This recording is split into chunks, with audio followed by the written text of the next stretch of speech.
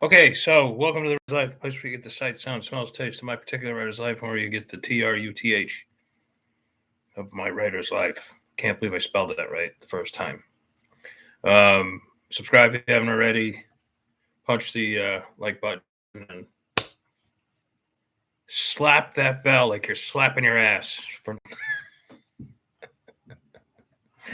notifications, so that you don't miss out on one exciting video. Shows you where my mind is at today, right? Maybe I better call my friend. see what she's doing. Anyway, all right, enough of that. So I'm sure you would have heard by now that Maria Osmond said she's not going to leave any of her fortune to her children, her like 18 kids, because they're Mormons. I don't care if you're Mormon. I don't care if you're not Mormon. As long as I'm not Mormon, that's all I care about. She thinks it will foster an atmosphere for them, or a future for them, of laziness, and they won't accomplish anything, and they'll just, they'll just be drunks and whatever. I guess, I don't know. Mormons don't drink, right? I don't know. Anyway, so that's up to her, if that's what she wants to do. But it looks to me like she was raised pretty well by a dad who really pushed them into show business, and along with the show business came the fame and the success and the riches and all that sort of stuff, and which she enjoyed. She and her brother, they had television shows and all that sort of stuff.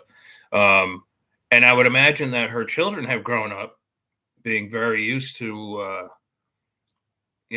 the house in Miami, the house in Costa Rica, the house where in Italy, where and the beautiful cars and the great education and all that sort of stuff. And now suddenly it's going to be like, what the fuck? I got to get a job.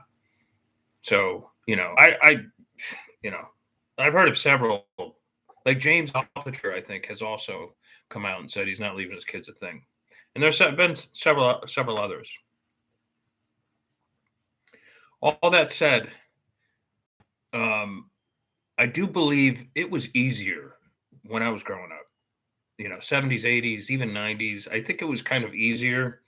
College was a lot less expensive. People weren't strapped with like they are today and stuff like that.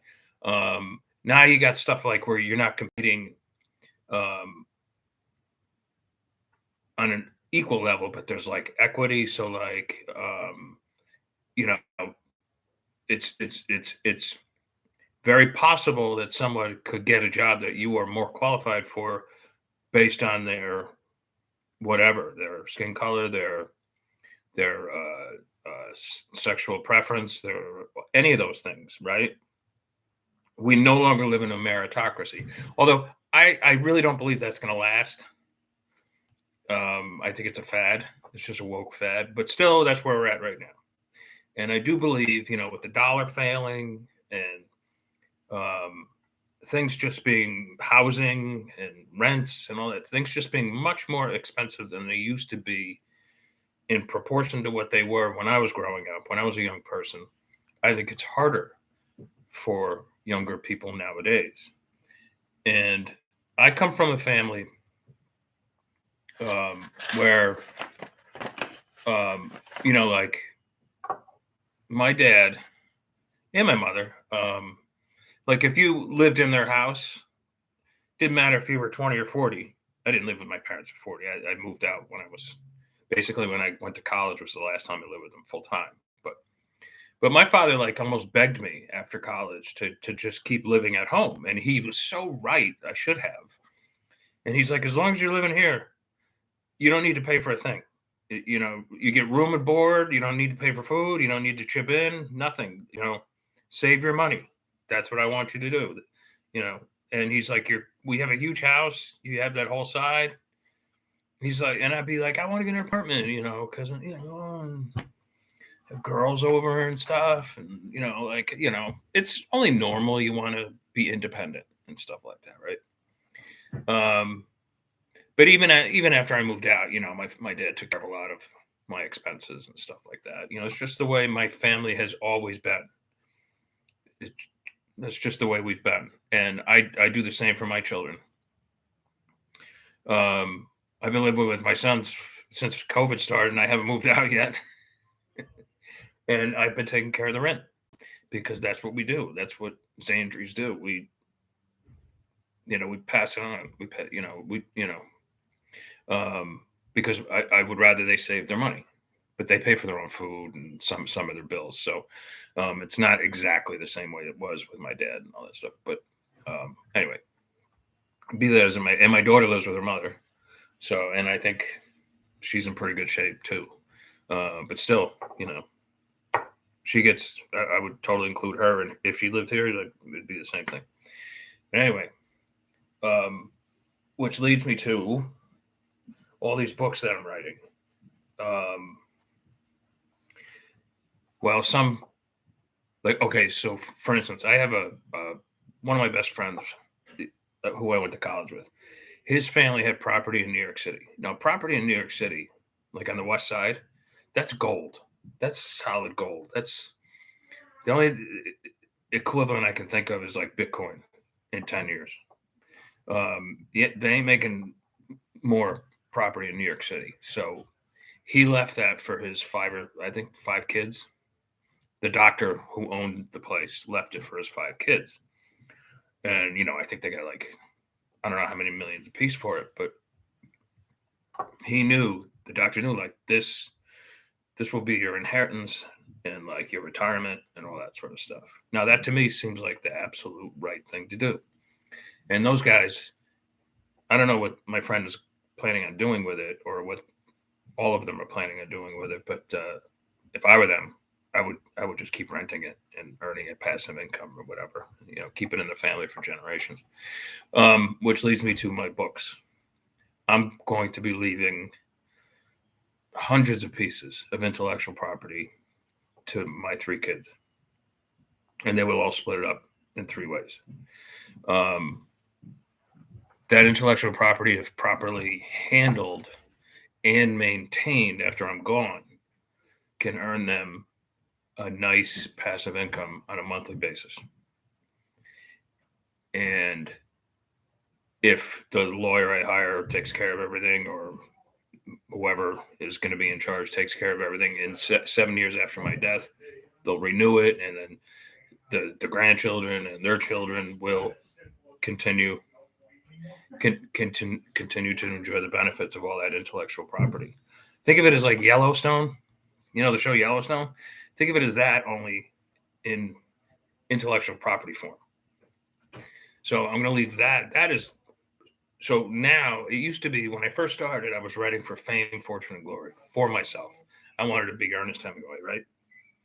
And then I made some mistakes along the way, and I had bad times and good times or whatever. And now that I'm in my 50s, I'm like, oh, I'm writing for my kids and their kids and stuff. That's what gets me up in the morning and gets me motivated. Is like, you guys, I'm going to be leaving you guys some great stuff, and hopefully I'll be leaving. I'll be getting an inheritance, and then I'll be leaving most of that to them too. And so, to be honest, they're kind of taken care of. And my daughter has the same thing on her mother's side, so like she's really in good shape. But I can't get too personal for obvious reasons. But in any case, that's what I'm writing for my kids, not for me. All right, we got somebody chiming in. Who is it? I don't know why YouTube can't make these things larger. Maybe they can. Maybe there's I hope I don't erase these. Pop out chat. Let's try the pop out chat. See what happens. I'm gonna hit this. See what happens.